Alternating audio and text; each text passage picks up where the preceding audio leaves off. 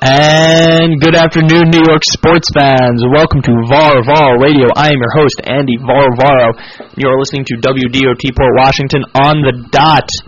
Happy New Year, everybody. It's been a little while since we've been together, since I've done a show. Nice little 2-week break. Happy holidays to everyone. Hope everyone had a nice little vacation, maybe saw some family. And again, a Happy New Year. Should be an exciting 2015. And as we know, the big news, as of just yesterday actually, was the announcement of the Major League Baseball Hall of Fame class of 2015. It was a big class. There were a lot of new guys on who were very deserving. There were a lot of older guys who were still on who were also very deserving. And in light of a lot of the new sabermetrics, the new ways of looking at guys, there's been very intense, heated debate over some of those older guys, as well as some of the newer ones on. So we're going to take a look at who was inducted. I'm going to give you who I believe should have been inducted. And we're going to delve into some of the numbers to see who belongs in Cooperstown. So, for those of you who don't know, Pedro Martinez, Randy Johnson, John Smoltz, and Craig Biggio were all elected to the Hall of Fame yesterday. It was announced. Biggio fell short of the vote by 2 votes last year. He made it up. Smoltz, first time on the ballot, made it. Pedro Martinez, first time on the ballot, made it. Johnson, first time on the ballot, made it. Now, voters are allowed to vote up to 10 people to the Hall of Fame. So, that being said, here is my list of people I would have voted onto the Hall of Fame if I had 10 votes. Pedro Martinez, Randy Johnson, John Smoltz, Craig Biggio. Those are the 4 that made it. They're in on my ballot as well. After that, Mike Piazza, no question. Curt Schilling, no question. Number 7, Jeff Kent. Number 8, Alan Trammell. Number 9, Jeff Bagwell. And number 10, Tim Raines. Now, we're going to dive into some of these guys here. And first, I want to introduce a special guest we have on the show today. And that would be Matthew Nicholson. And he just said, "Hey, how's it going?" But you guys didn't hear him. Hello? Can you hear me now? There we go. Hello. There you go. There he is. There's Matty Nicholson. Andy, what are you talking about? So, we're talking about the Hall of Fame here.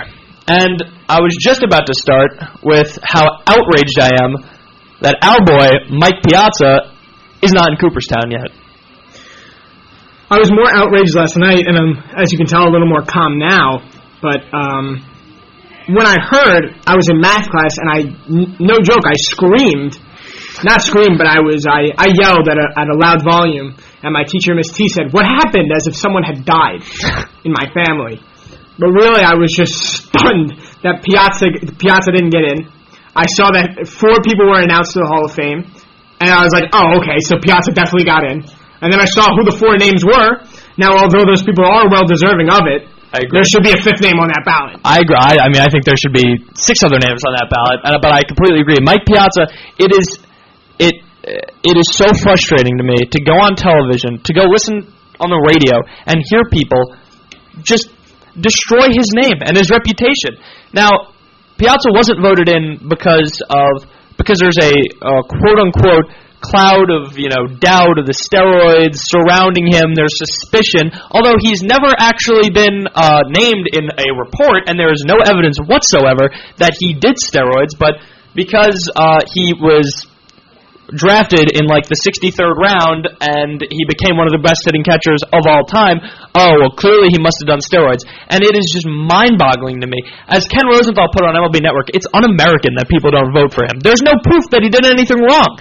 And I was talking about this before. Amazing Avenue did a great article debunking the steroid myth surrounding Piazza. Now, again, most of the argument, most of the speculation surrounding Piazza stems from, he was drafted in the 63rd round. He was never a big prospect. He didn't really do anything in the minor leagues, and then all of a sudden he hits home runs, and it's just factually untrue. You go look at the article. His scouting reports growing up, he was always a big guy. It's right in the scouting reports. It's public. You can go look it up. He was always a big guy, a strong guy. He had nice power. He was drafted as a first baseman, but he became a catcher. So that power behind the plate is projected to be good and above average. And then you look at what he did in the minor leagues. He led the minor leagues in his last season in slugging percentage by over 100 points. The guy hit 29 bombs in the minor leagues, and then the next year, 23 home runs before he got called up. So this is a guy who hit home runs his entire professional career, and for some reason, it's a surprise, and he must have done steroids now that he hit home runs in the major leagues, and it's absolutely absurd. It's a disgrace that this guy isn't in the Hall of Fame. He has the most home runs out of any hitting catcher ever. Jaws has him as the 5th greatest catcher of all time, ahead of Yogi Berra, Bill Dickey, and Roy Campanella. His career slash line is 308, 377, 545 with a 922 OPS and a 143 OPS plus as a catcher, and it is just oh my God! I mean, it angers me. It's unsettling. It is. And I mean, he hit that home run after 9/11. He should be in the Hall of Fame because of that alone. I mean, that was on SNY the other day, and they were showing that game, and you get goosebumps. You do. Anyone who remembers that time, especially New York, you do get goosebumps. The home run that healed New York City. Mike Piazza, and that's the other thing that you're hitting on right now. You just read off all those numbers about how good Piazza was when he played baseball. But when you really think about it, what made Piazza so good is that he was a perfect man off the field. He was, and he's that's such hard a to good do guy. now, especially nowadays in sports. That's hard to do. You can't be a great guy off the field as good as you are on the field. And you see that with people now that are messing this stuff up. Jameis Winston is projected to be the next best quarterback in the NFL. I know it's a different sport, but still, it's the same thing. He could be the next best player at the quarterback position. But because he can't stay smart off the field, he may not be that player. Right. But someone like Tom Brady, Mike Piazza, names keep going on. And Mike Piazza, not only was he the best catcher of all time, obviously opinion, but especially because I'm a Mets fan, I'm biased, but he was a great human being off the field. Exactly. And he has showed that time and time again. I was at Citi Field when he was inducted into the Mets Hall of Fame, and I almost teared up. He's a great man. He should be in Cooperstown, and the fact that he isn't, and the fact that his name is being tarnished, and his reputation is being tarnished in the way it is, with absolutely no evidence, is just offensive. There is no evidence whatsoever, and these people think, I personally, there's a little bit of doubt, so I'm not going to put him in the Hall of Fame. Who do you think you are? What are you doing? There's no evidence. It is so upsetting to me. This man, he did it all. He did it all, and he is going to be the second Met in the Hall of Fame, and they're keeping him out. It is so sad. Tom Seaver needs someone else in a Mets uniform to back him up in Cooperstown, and it is a disgrace that this man is not in Cooperstown already. That being said, I want to talk about some of the other players who were snubbed this year, starting with Curt Schilling.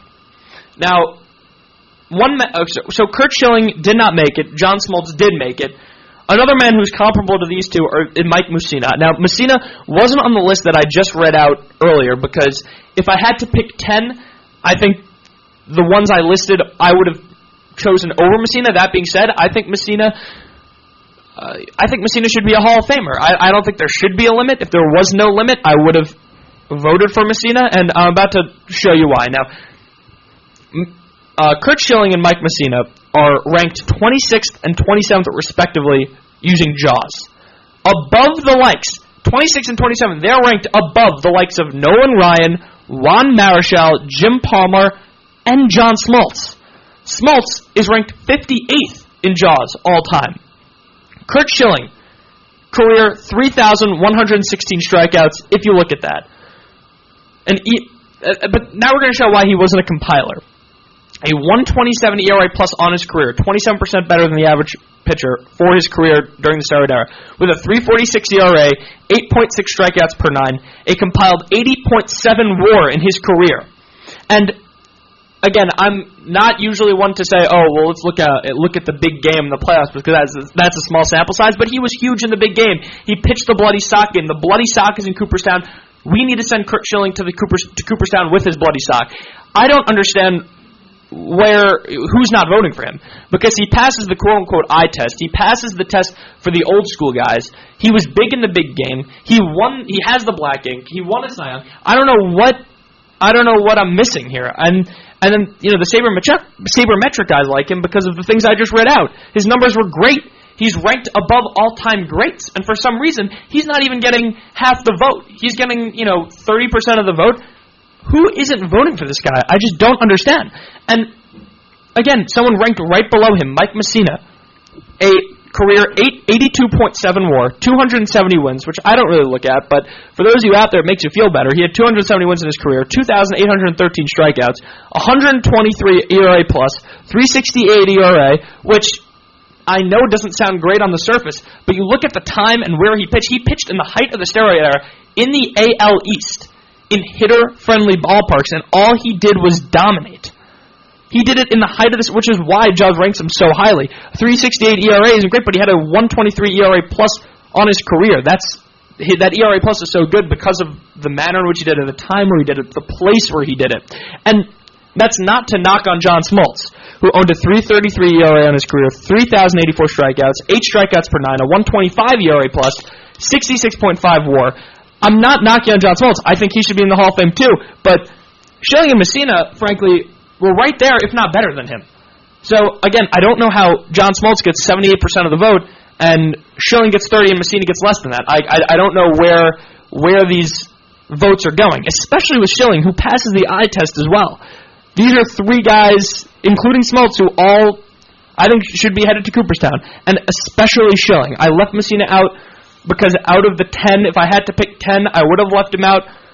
But these are all 3 guys who should be in the Hall of Fame. Yeah, and no doubt you have a right to be mad, and everybody does. But I think sooner or later these guys are going to get in, especially Schilling, and I think Piazza too. I mean, I know you're talking about the other guys now, but both of them, at least them, deserve. And even next year, is Griffey Jr. on the ballot? Ken Griffey Jr. goes on the ballot next year.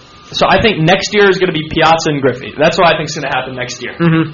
I think they're going. I think eventually. I mean, I don't know. Schilling has a lot of ground. The pitchers have a lot of ground to make up. I think Piazza's definitely going to get in.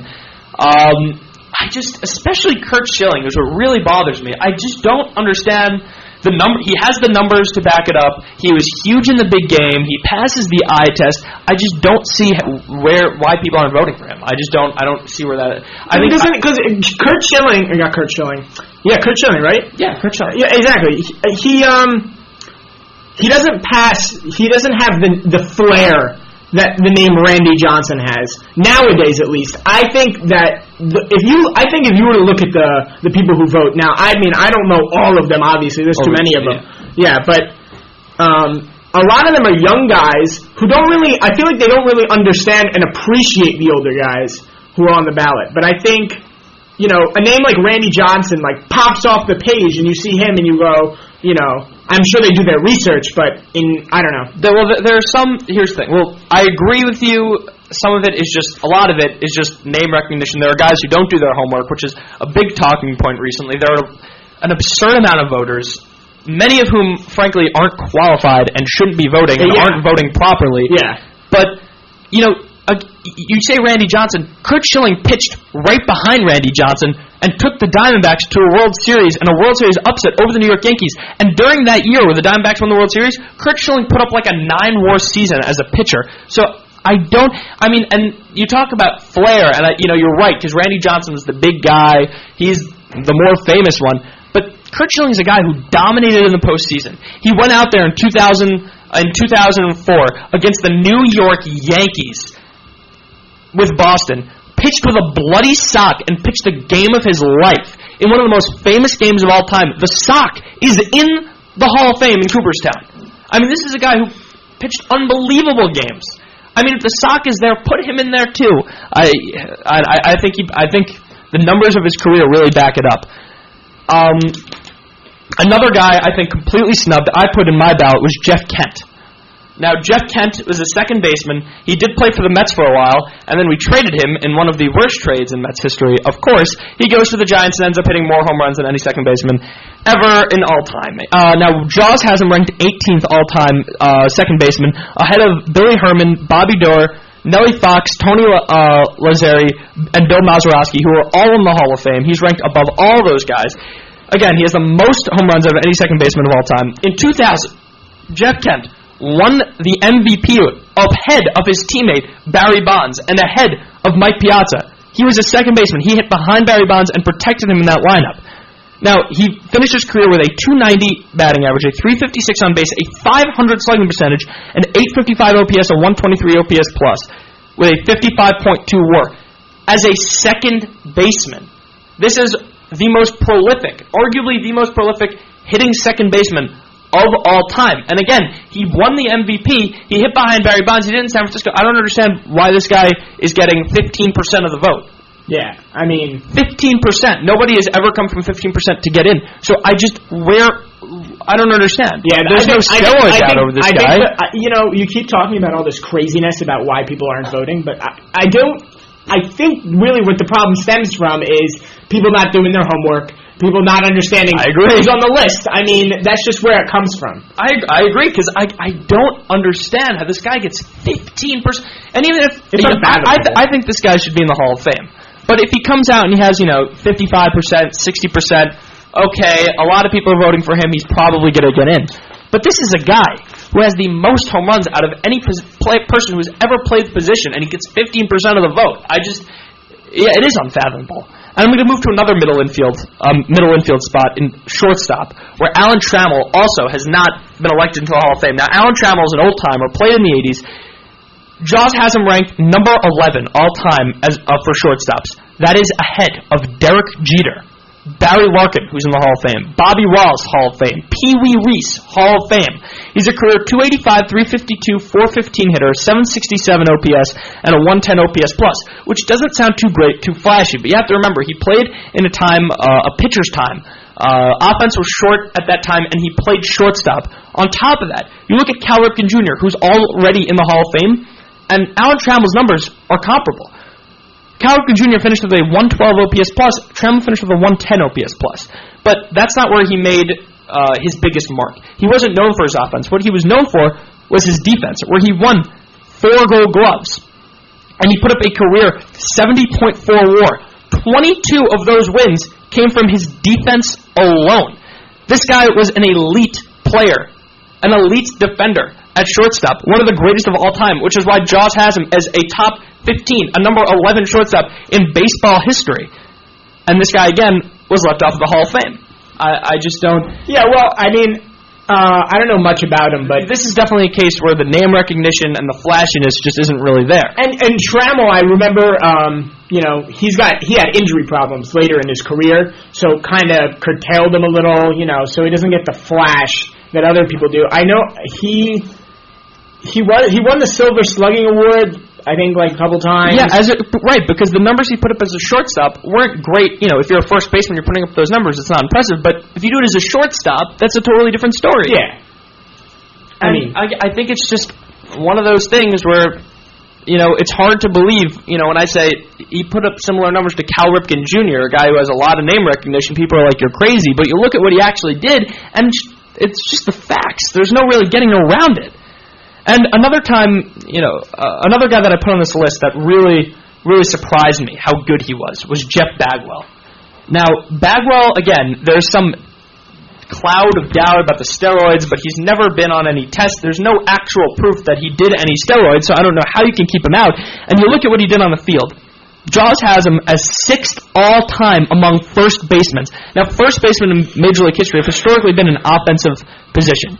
A lot of great hitters have come out of first base, and Jaws has him as the number 6 all-time first baseman, ahead of Frank Thomas, Willie McCovey, Eddie Murray, Hank Greenberg. He was a career .297, .408, .540 hitter with a .948 OPS and a .149 OPS plus on his career. That means he was 50% better than the average offensive player while he played, and he played during an offensive era. I didn't realize how dominant Jeff Bagwell really was when he played. I really didn't. And again, this is a guy who's not getting a lot of attention. He's not getting any votes. Right. And if it's because of the steroid thing, again, I think it's inexcusable. I really do. I think it's you don't vote for a guy because, well, you kind of think that he did steroids. Unless you show me proof. Unless you have a piece of paper that says it. Unless he failed a test. Unless there is absolute evidence. You cannot keep a guy out of the Hall of Fame because of that. You can't. You just can't. Time check. That's not how... Again, I'm alluding to what Kevin Rosenthal said on the MLB Network Roundtable. It's not in the spirit of America. It's un-American. Innocent until proven guilty. And this guy has not been proven guilty. So you can't just vote no because you kind of think that he did steroids because he was really good. It's inexcusable. Yeah, it really is. Fair. It's not fair. And one last guy that I put on that did not make it into the Hall of Fame was Tim Raines. Now, Tim Raines, again, has drawn a lot of controversy recently. Jaws has him as number 8 all-time out of left fielders, ahead of Goose Goslin, Billy Williams, Willie Stargell, Lou Brock, and Ralph Kiner, who are all Hall of Famers. Now, Raines was a career .294, .385, .425 hitter. It's a .385 on base. This guy was a leadoff guy with an .810 OPS and a .123 career OPS plus, with 808 stolen bases and the 85% success rate when stealing bases, which is why he put up a 69.1 WAR for his career, and he was one of the greatest base runners and run producers of all time, which is why he's ranked so highly on these lists. Now, he, I think, is overshadowed by Rickey Henderson because he played in the same time as Rickey Henderson. Rickey Henderson was the greatest leadoff man of all time, but Tim Raines is one of the greatest leadoff men of his generation. He's right there. I mean, you can't ask for a better leadoff man than this. You can't ask for a better left fielder. He got on base at an unbelievable rate, and then he stole bases at an unbelievable rate, and then he took the extra base at an unbelievable rate, which is how you produce runs in baseball. And he's being underappreciated because I guess guys aren't really looking at the numbers. And he's really being hurt because Major League Baseball has now instituted a rule where the players on the Hall of Fame ballot can only stay on for 10 years instead of 15. Now, Raines, when he entered the ballot, was set to be on for 15 years, but MLB just changed the rules, so now it's 10. So now instead of having 7 more years on the ballot, he only has 2 more years on the ballot. And this is a guy who just climbed to 55%, so if he had 15 years, he might get in. But now that they reduced the amount of years you're allowed on the ballot, and he wasn't grandfathered in to remain for 15 years, he looks like he's not going to get into the Hall of Fame. And again, I don't think it's doing him, I don't think it's doing baseball, I don't think it's doing Cooperstown justice if he's not in the Hall of Fame. Yeah. One of the greatest leadoff hitters of all time. Now, I completely agree with you, Andy, and I think it's not. I think it's just rude almost to these people. It's just not fair. I mean, these guys. This is a top 10 left fielder of all time, and he's on the Hall of Fame. And it's not even their fault, and it's not. You can't really do anything about it. No, yeah. It's just they need to fix the way that they vote, and they vote. I think I agree. And that's just sad. People need to be held accountable, I think, because, you know, it's disgraceful. But I mean, it bothers me that these people don't get in and they're this good. But I mean, you know, you look at something like the NFL. Now I'm a big NFL guy. For those of you who have never heard me on this show, because I've never been on it, but I'm a big NFL guy. You look at the NFL Hall of Fame. Every year, 6 guys go into the Hall of Fame. Every year, no matter what. And I think, although baseball has it where it's very hard to get in, I think in the NFL, it's too easy to get in. I think, especially when you're talking about a Hall of Fame of any sport. And by the way, if you're in the NFL, you don't have to worry about how many years it is. Because no matter what year it is, no matter how old you are, as long as you were at some point on the ballot, you can always be voted in. Okay, so but you can do this in baseball where you can knock people off the ballot, because if you knock people off the ballot, it's like it's kind of like it makes it harder to get in. But if you don't do that in the NFL, you might not even have 6 guys to put in. Right. You're going to be running 6 guys against 10. So and my attitude with Hall of Fames in any sport is there should be as many or as little people inducted as need be. If one year, for instance, in the NFL, if there aren't 6 Hall of Famers, then you don't have to induct 6 guys. Right. If one year there are 10 Hall of Famers, then 10 guys should get in. That's my view. If a guy deserves it, then he deserves it. If he doesn't, then he doesn't. That's how I think all Hall of Fame should work, and it's the same way in baseball, too. If there are 10 guys that I think should get in, they should get it. If there are 15 guys I think should get in, fine. But if there are some years where there are no guys who should get in, then that's just how it's got to have to work out some years. But the old is the old, And the new is the new. New is the new. This is true. And which makes me think a lot about the NL East. Oh yeah, the NL East. That's all I've been thinking about. Well, now you have a guest to talk about the NL East with. Yeah, so we were talking about this before. I was talking about this with my brother, and I was just outraged and flabbergasted. If the Mets don't win the division, I'm actually going to explode and change teams that I root for. I'll be okay. Because this division is awful. Downright awful. Okay, first of all, before we get into that, let me just bring up what I was about to say. Stephen Drew. Oh my goodness! The Yankees just signed Stephen Drew for a base salary of $5 million with like $1.5 million of incentives. 1 year, $5 million. Sandy Alderson. The Wilpons, what are you doing? This is a major league shortstop who signed for nothing, and he signed across town. What are we waiting for? 1 year, $5 million? I'll pay it for myself. I'll pay his contract. Just get him on the field. 1 year, $5 million? What? How are we not all over that? I know. I mean, it's actually unreal. It's even Asdrubal Cabrera. We could have gotten that guy. And you know what? Fine. Asdrubal, you can go. It's fine. I don't know how Asdrubal would have fit in the New York area, but we have someone who came to the New York area, and no doubt Stephen Drew was trash last year. He was just garbage. But he started late. He only came over, and I'm telling you right now, when you have someone who has experience in like a big market team with Boston. And he's been successful before. It's not like Stephen Drew is on the decline of his career. I agree. It's just that he just had a bad year, and he's going to bounce back. You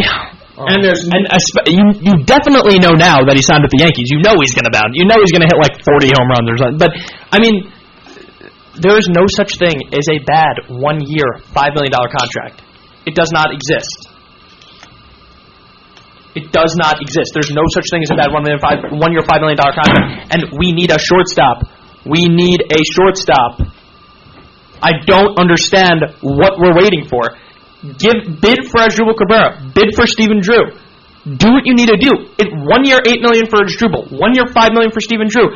This is the New York Mets. We are in New York. This is the biggest market on the planet. You can give him 1 year, $5 million because we need a shortstop. Now again, I'm a Wilmer supporter, but this is Stephen Drew. This guy is an established shortstop for 1 year, $5 million. You need to sign this guy. All right, because baseball now is arguably more competitive than at any point in history, and it's also one of the most competitive sports in the world, in that more teams now are good. More teams are getting better. More teams were buyers this offseason than ever before. So there's going to be a lot of competition for those wild card spots. There's going to be some competition in the NL East. The Nationals are very good, and the Marlins are getting a little better. The Braves, I think, stink. The Phillies stink. The Padres just bought a whole new team, so they're going to be better. The Giants just won a world championship. The Dodgers, I think, are going to be... then you have the NL Central, who they were all good. There's going to be a lot of competition for those wild card spots for the NL East division, and I just don't understand how you don't pounce on an established major league shortstop. Here's the thing, though. I swear to God, we shouldn't have to worry about the wild card when the division is literally in our hands. And I swear to God, if I have to watch Wilmer Flores field shortstop balls, I'm gonna cry because he is an awful fielder. Now he did start playing well towards the end of the year, but when there's no pressure to make these plays at shortstop, I think I could make the plays when we're not even worrying about it and there's 10 people in the freaking stands. I shouldn't be worrying about... I don't want fair point. When we can win the NL East because the Braves are basically into rebuilding. They fired their GM. The Braves stink. They're terrible. The Marlins made the worst trade of all time, traded away all their good young pitching. Basically, not all of it, but Uvalde and whatever that other guy's name is. Who cares? It shouldn't matter. The Marlins shouldn't be in the competition. Nationals are the only team we have to worry about, and they're on the decline. And then the other team we have to, whatchamacallit, I'm forgetting a team now, but it's because they stink. The Phillies who are just awful. Garbage. It's just, we shouldn't have to worry about the wild card. Why can't you just get to be honest, and I understand the upside of Wilmer Flores, young guy, he can hit really well if he figures out the fielding. Just get a shortstop and win the NL East? Like, who gives a crap about Wilmer Flores fielding at short? Like, I shouldn't have to worry about something. If you don't have to worry about it, we could be good. Yeah, but then you could say, but he's gonna get better. Like, he doesn't need to get better later. We need him to be good now. Why are we worrying about this? Right, and again, ridiculous. I'm a Wilmer supporter. You look at what he did. He was a league average shortstop defensively, but like you said, that was for half a season, and we don't know what we're gonna get. Maybe he chokes when it actually matters. I don't know. We don't know what we're going to get out of him, and that's a good point. He started to hit at the end of last season. He showed upside, but when you have an established shortstop readily available for practically nothing, there is no excuse for not buying him. Yeah, you're completely right. I shouldn't have to be worrying about whether Wilmer can do it if I could have Steven Drew for nothing. If I could have him for nothing, then put him at shortstop, and all of a sudden, this is a pre-proven deep lineup. I mean, and people are saying that, and the Mets are saying that they have all this young pitching that's coming up, and everyone's talking about what's his face, Harvey, Wheeler, DeGrom, Syndergaard, Montero. Syndergaard. Everyone's talking about Syndergaard and how good he's going to be, but he didn't play well last year. But and then I just read an article about this about Matz.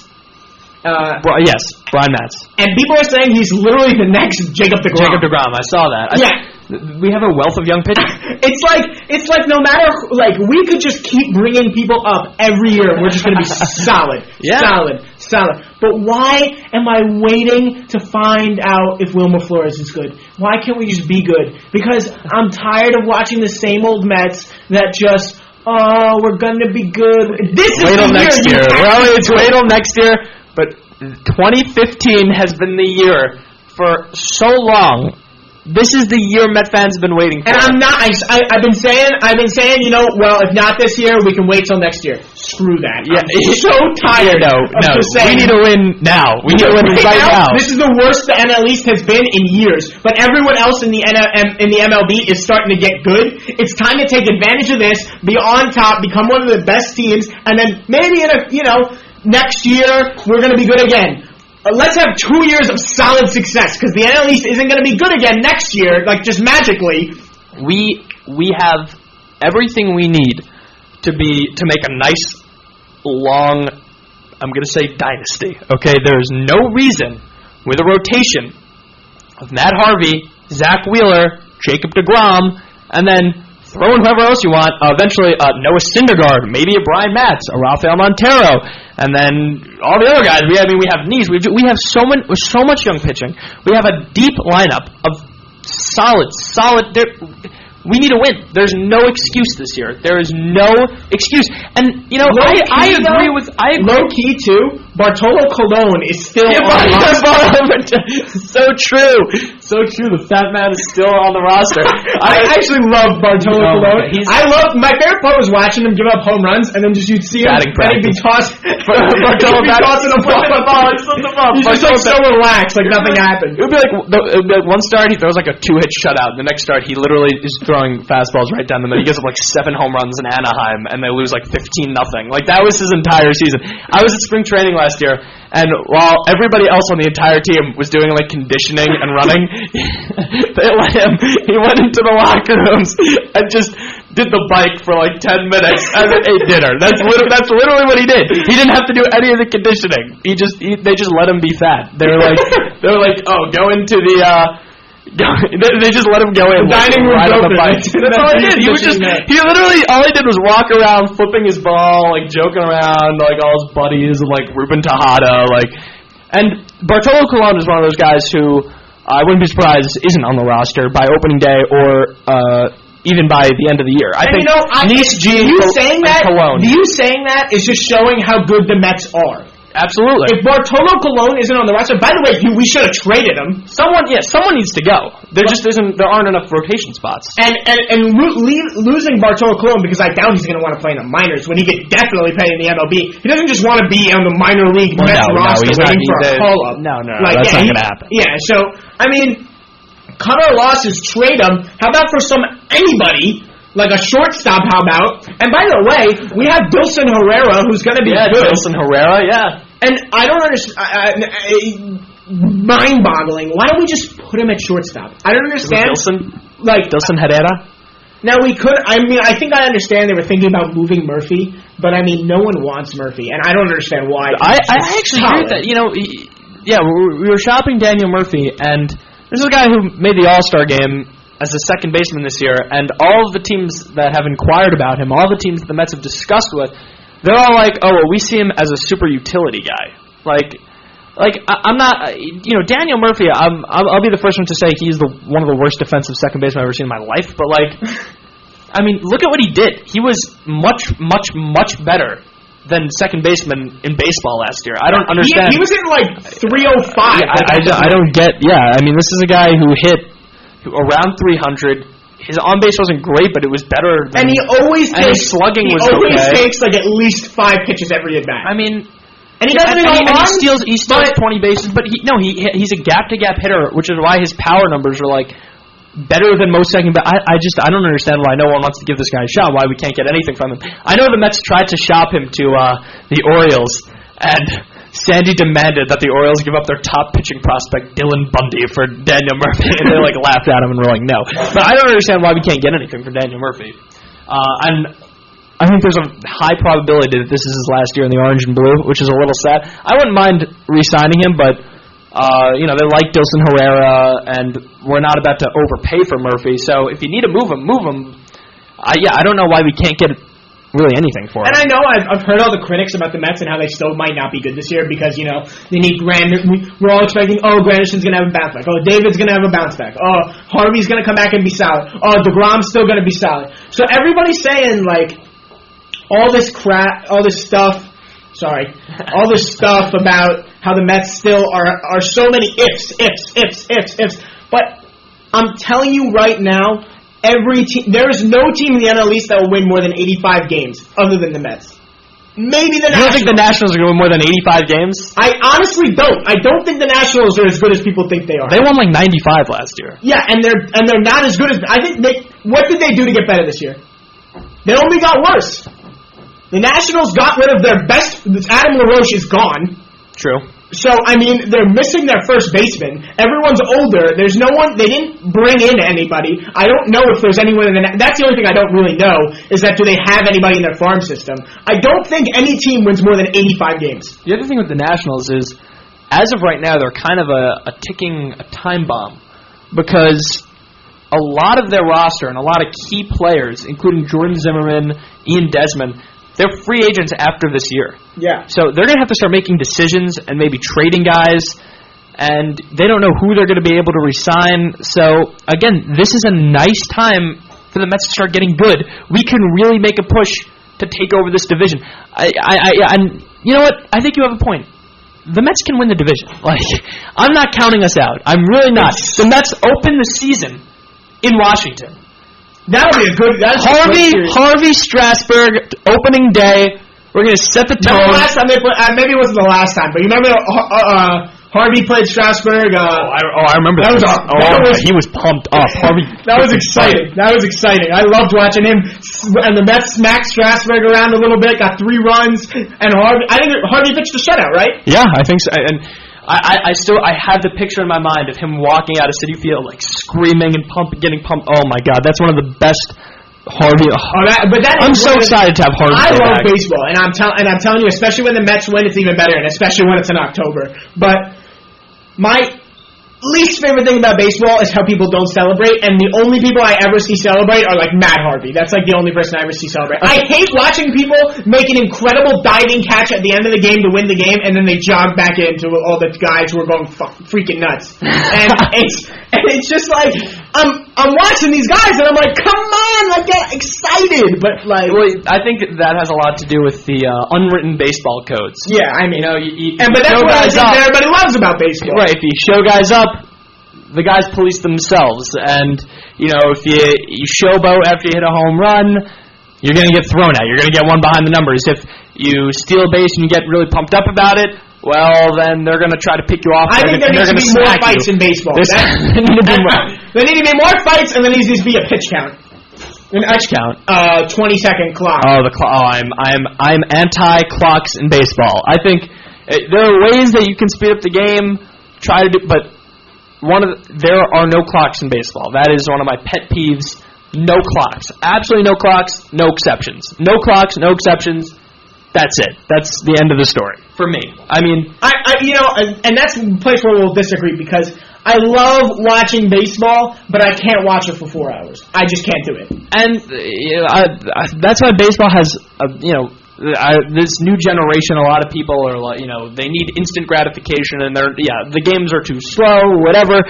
But I'm sorry, no clocks. Now there are some rules that are coming up for discussion and for vote soon. To speed up the game, that batters can't step out and they can't do their whole they step out for 10 minutes, they do a cross, they pray to Jesus, whatever. That's all. Adjust the gloves 15 times, maybe fix their cup. Yeah, fix their cup, check their butthole, whatever. That's all. I think that's going to be voted. You have to stay in the box at all times. They're going to try to do a couple things to speed things up because I guess keeping a nice tie your gloves tighter every time you step out of the box. Come on. Right, but come on. To a certain extent, no clocks in baseball for me. Now, listen to this segue. Let's talk about a sport where there are clocks.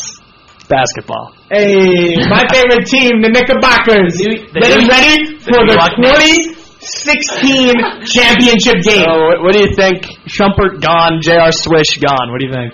You know what? I stopped watching New York Knicks basketball after they were 20-4, something like that. You mean 4-20? Well, yeah, exactly. If they were 20-4, I'd still be watching.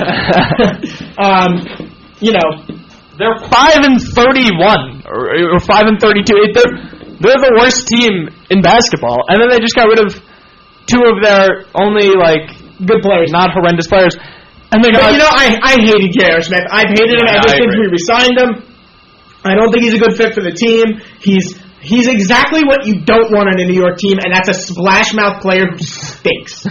someone who just talks all this trash, flings his arms into the air when he hits a three, and then goes crazy, and then next night he goes 0 for 25. Yeah, I can't watch that and just think you're a good player. You're not. Are you happy?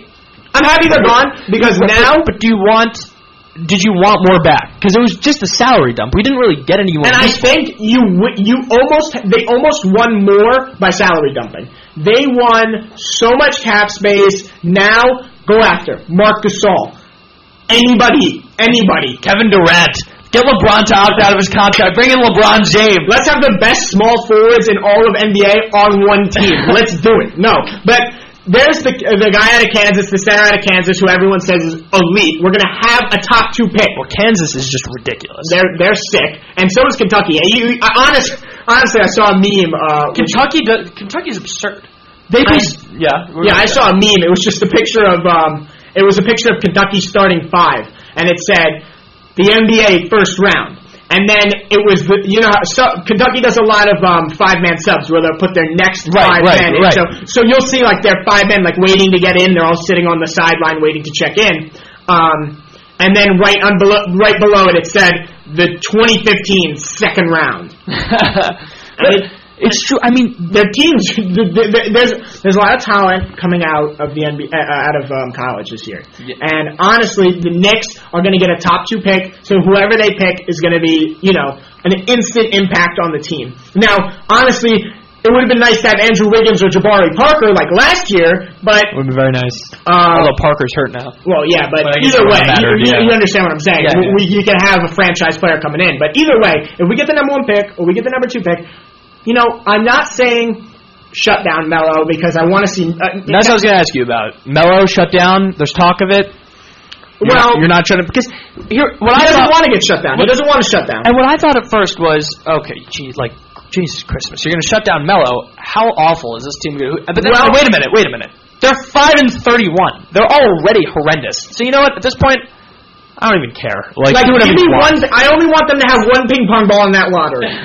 Shut down Melo. Have him healthy. Have him straight healthy. Yes. He'll be beautiful this season. If you need the surgery, get the dang surgery. Yeah. I don't need to see Melo. I don't need to see the Knicks trying to make some kind of run, and then all of a sudden, late in the season, Melo goes, "Oh, by the way, I have to have my knee replaced." Yes.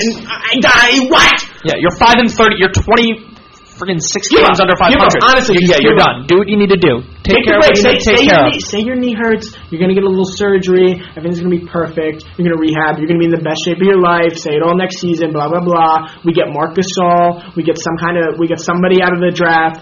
And we don't even need Marc Gasol, to be honest. We could get a center out of the draft. I know there's some really good centers coming out.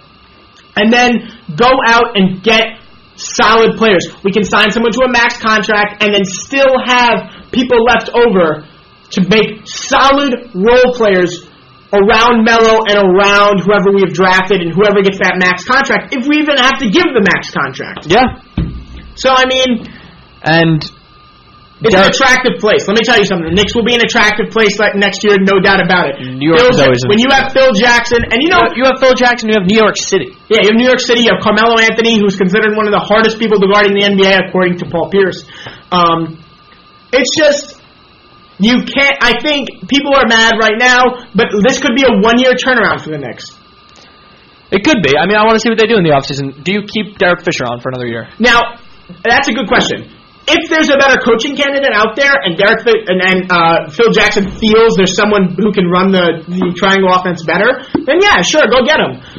But I think honestly, Derek Fisher was sought after when people wanted to hire their coaches. Right. So he was sought after. It wasn't like he's not recommended as a head coach. He just needs a little bit of experience. You see Derek Fisher out there now, and he's kind of learned to control the game a little bit. He's out there. He's understanding how to be a coach, I think. And Melo said it the other day. He said something like, Without Derek Fisher, we would have lost the season already. Yeah, well, I mean, they kind of did, but Derek Fisher. I'm not he doesn't have to start working with a lot. I'm not a huge fan of Derek Fisher because the Knicks could be up 30 or down 30, and he'll have the same facial expression on. So, and I also don't think when he comes out of a timeout he calls great plays. But I mean, again, I don't know how much of that is the players on his team or whether he's just calling up bad plays. And now, speaking of head coaching jobs, your New York Jets. Jesus Christ. What do you want them to do? Do you like Doug Marrone? No, Doug Marrone shouldn't be hired. Honestly, what I've always thought they should do is they need a fresh outlook on how to play the game. I think the Jets play like it's the 1940s. And then they play like it's the 1940s, and then they surround their team to be like a 1940s, run the ball all the time, be hardcore team. And then hasn't really been working out for them. And then you decide you go, okay, but at the same time let's run the read option and let's throw the ball a lot. What? And Chris Johnson, by the way, was a horrible signing. John Idzik did a bad job. I don't even want to talk about that. Let's talk about the future real quick. All right. GM. Who do you offense. I cannot keep watching this pathetic offense in this league where it is so easy to score points. Now, who do you go after? Who is your GM candidate? Who is your head coaching candidate? Who do you want coaching the New York Jets next year? Okay, so they're interviewing today Frank Reich from the not the Dallas Cowboys. I keep doing this. The San Diego Chargers. Frank Reich from the Chargers. The year before, the year of. I keep doing it. Why am I blanking on names? Who's the Chargers quarterback? Phillip Rivers. Phillip Rivers, the year before, he was, bad, I guess you could say, or mediocre. The year he didn't play well, Frank Reich wasn't there. They signed Frank Reich to be their quarterback coach. Next year, his best numbers he's ever put up. Next year, promoted to offensive coordinator. And now, you saw the offense they had this year. Now, they didn't make the playoffs, but that's because of cruddy play down the stretch. Right. Fine. You have bad play down the stretch, that's fine. Honestly, it's the quarterback's fault. I always put all the blame on the quarterback. Whether you're good or you're bad, it's always the quarterback's fault. But coming from none other than a quarterback. I do play quarterback, if you guys don't know out there, all you fans. Shout out to my brother. And no doubt, the Jets have a solid roster other than their quarterback. Whoever is the GM, get a good offensive coordinator to be the head coach. You have the defense in place. It's fine. Get a cornerback, get a safety. Anything would help, but it doesn't really need to be bolstered. It was like the 7th best offense in the league. And you have the staff already. The staff is fine. And you can have Rex Ryan as your defensive coordinator because he left his defensive coordinator here and he doesn't have a job yet. So you can literally have Rex Ryan without having Rex Ryan. So keep him. Fine. Now get an offense that works. 2 things. One, with the Jets high pick in the draft, who are you going after? Now, you can trade up and get Mariota, or you can trade down. Okay. And I think there's a team that has like 2 second-round picks, and the Cleveland Browns have 2 first-round picks. I'm not sure what the team is with 2 second-round picks, but I think the Jets should trade down to Cleveland and either take both of their first-round picks, or they should trade up at some point, get Marcus Mariota or Jameis Winston. I don't want Winston, but that's just me. I mean, continue. I mean, I don't want Winston either, to be honest, but, I mean, anybody's better. I can't look at Geno Smith throwing a pass for the New York Jets. It's sad. It's sad. And there's plenty of free agent talent out there, but I think if nonetheless you can't get a quarterback, you have to get an elite receiver. Because now the Jets are a good, solid offense, right? Right. Chris Johnson, Chris Ivory, although I don't really love him. Chris Johnson, Chris Ivory. The offensive line, bad. Do you want Amari Cooper? Amari Cooper is who I'm going at. Amari Cooper or one of the other elite receivers, because there are obviously so many, because I just watched this year 4 or 5 or 7 receivers who were picked in the first round were unbelievable this year. So just draft the receiver. Who cares who it is? They're going to be good at some point if you have a good quarterback thrown to them. And you need a number 1 receiver. Eric Decker's good. Percy Harvin, okay. Who cares? Get rid of him. But we have Jeremy Curley. Who cares? We have a solid team. Get someone who can fix the offense because the defense is fine. Francesa, oh God, he was so funny the other day. If I'm Bill Belichick right now, okay, I'm laughing. You got Rex Ryan, who just won 4 games the entire season, okay, and you got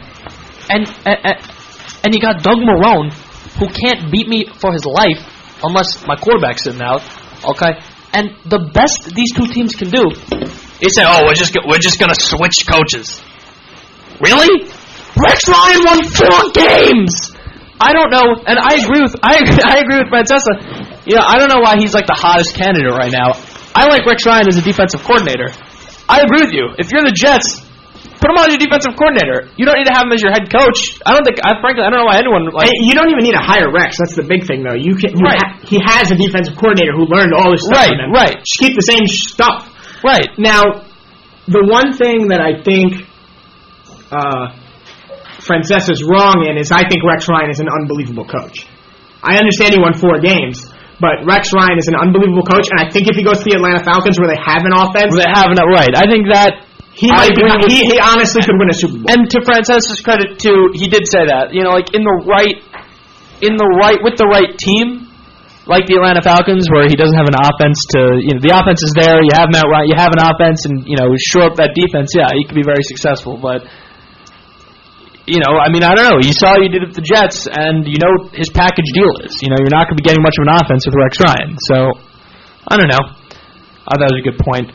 Looks like we're running out of time here, so we're going to wrap up pretty quickly. First, public service announcement. Don't do drugs! Newsflash! Do not do drugs. In the past 4 years, there have been a 19% decline in the number of young people who reported using illicit drugs.